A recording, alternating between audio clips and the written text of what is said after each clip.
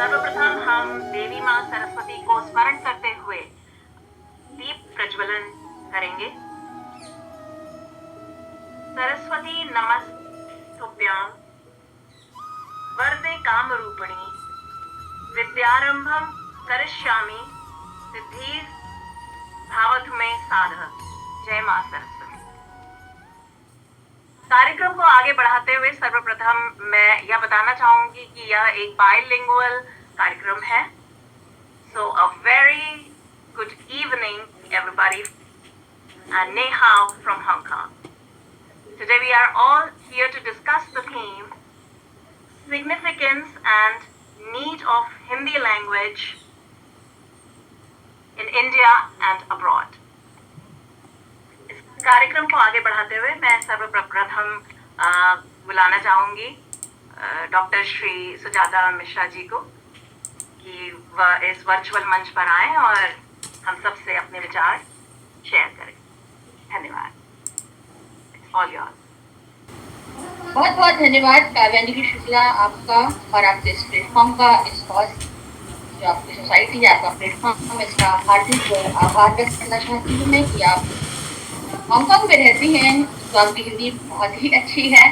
आप उत्तर भारत की हैं तो निश्चित तौर पर आपने उसको बरकरार रखा हुआ है और आप लोगों ने ये सोचा कि हिंदी दिवस जो पूरे भारत में चल रहा है उसके उस पर हम भी विज्ञान से जुड़े लोग भी हिंदी पर कार्यक्रम आयोजित करें। इसके लिए मैं आपका हृदय से आभार व्यक्त करती हूँ। निश्चित तौर तो जो आज का हमारा विषय है कि हिंदी का महत्व वर्तमान दुनिया में और भारत में, हिंदी का क्या महत्व और क्या आवश्यकता है।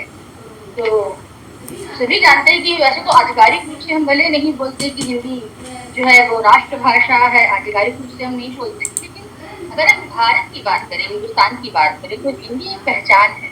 अधिकांश में भारतवासी जो हिंदी बोलते हैं, एक बड़ा वर्ग हिंदी बोलता है और जो भारत से बाहर जो भारतीय रहते हैं भी हिंदी बोलते हैं।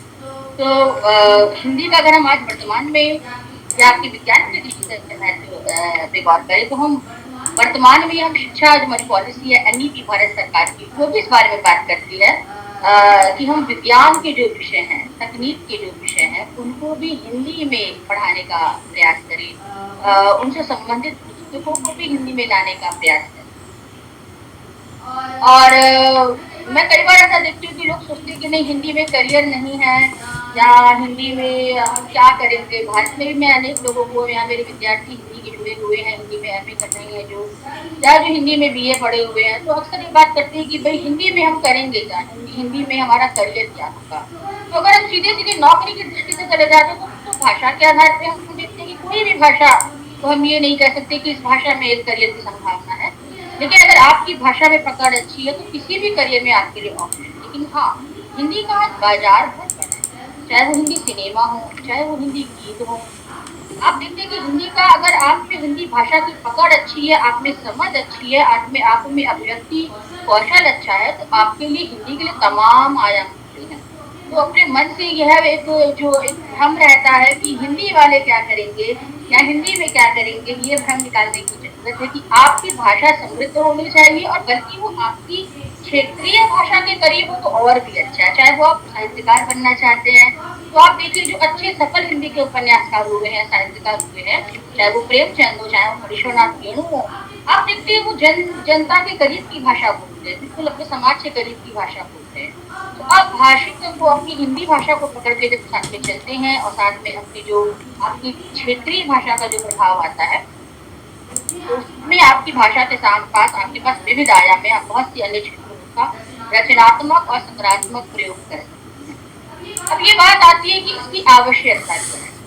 तो देखिए अगर हम आज जो हमारी खड़ी बोली हिंदी बोली जा रही है, यदि आप लोग भाषा के इतिहास से परिचित हो, यहाँ मेरे विद्यार्थी बैठी है, उनको पता होगा कि आजादी का जब आंदोलन शुरू हुआ तो आधुनिक काल में आपकी सबसे बड़ी जो एक समस्या आई वो यही समझ में आई कि आजादी की लड़ाई हम लड़ रहे हैं लेकिन सब क्षेत्रीय स्तर पर लड़ रहे हैं, क्योंकि भाषागत एक विविधता थी, सब अपने अपने राज्य अनुसार लड़ रहे हैं। तब यह एक बात आई कि एक देश की एक भाषा तो होनी ही चाहिए।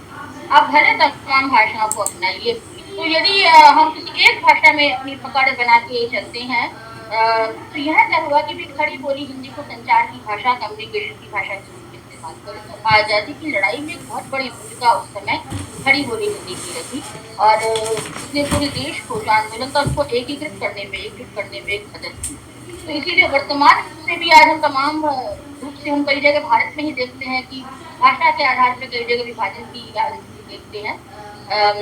चाहे वो हमारा महाराष्ट्र हो गया, कुछ राज्य हैं जो भाषा विशेष के लोगों को यहाँ आने से मना कर देते हैं। तो हम ये देखते हैं कि भाई एक देश की एक भाषा, भले हम उसको कंपल्सरी नहीं कर रहे हैं, पर हमको ये मानना चाहिए कि भारतीयता की पहचान हिंदी है और इसका महत्व तब बढ़ जाता है जब आप किसी और देश में जाते हैं तो आप मानेंगे कि भारत की पहचान जो है हिंदी है। तो वर्तमान में हिंदी की यदि हम बात करें तो दोनों रूपों में, सांस्कृतिक रूप में भी पहचान है, एक राष्ट्रीय पहचान के रूप में भी हिंदी की जरूरत है और करियर के रूप में भी हिंदी का काफी आज हम ऐसा नहीं कह सकते कि भाई हिंदी बोलने वालों के पास करने के लिए कुछ भी नहीं होता। हाँ जी, आवाज आ रही है मेरी? आ रही है। कंटिन्यू। हाँ जी, आपकी आवाज आ रही है। हाँ, तो इसीलिए वर्तमान में चाहे वो हम आप जैसे काव्यांजलि इस विषय पे अपना विचार रखेंगी भी, जब आप भारत के बाहर रहते हैं तो ये कितना अच्छा लगता है जब कोई अपनी भाषा बोलने वाला मिलता है।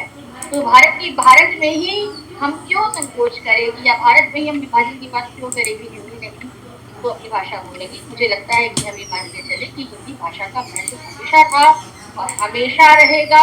और ये तो तात्कालिक व्यवस्था की गई थी कि भाई जब तक अंग्रेजी के साथ डॉक्यूमेंटेशन नहीं हट जाता, हिंदी में नहीं आ जाता, तब तक हम राजभाषा में अंग्रेजी को यूज करते हैं। लेकिन यदि हम मन से इसको स्वीकार लें कि हिंदी में ऐसी कोई समस्या नहीं है तो कोई बड़ी समस्या नहीं आएगी। आप भारत के किसी भी राज्य में यात्रा करनी चाहिए, आपको हिंदी भाषी लोग मिलेंगे जो हिंदी में बहुत अच्छी बात कर रहे होते हैं। वर्तमान में हर क्षेत्र में, राजनीति में, करियर में, साहित्य में, सिनेमा में और एडमिनिस्ट्रेशन में, जहाँ खासकर हिंदी भाषी जो राज्य था तो एडमिनिस्ट्रेशन में भी मध्य प्रदेश में, उत्तर प्रदेश में, छत्तीसगढ़ में सारा सरकारी काम हिंदी में है।